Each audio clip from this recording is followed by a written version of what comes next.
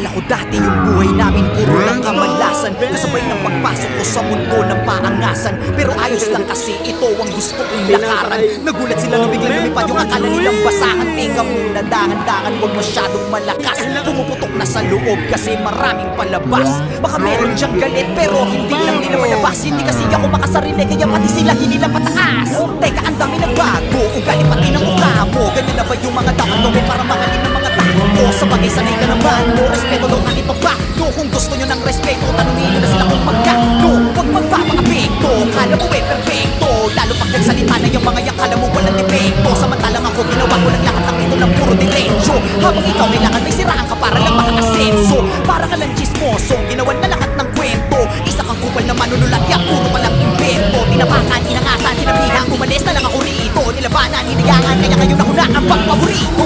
Tinirahin nyo ko si Balong lang nagdala. Huwag kayong mag-alala, meron din kaming dala. Ganyan naman yung mga ulule, manulit mo para nagpapanggap na malawak ang utak.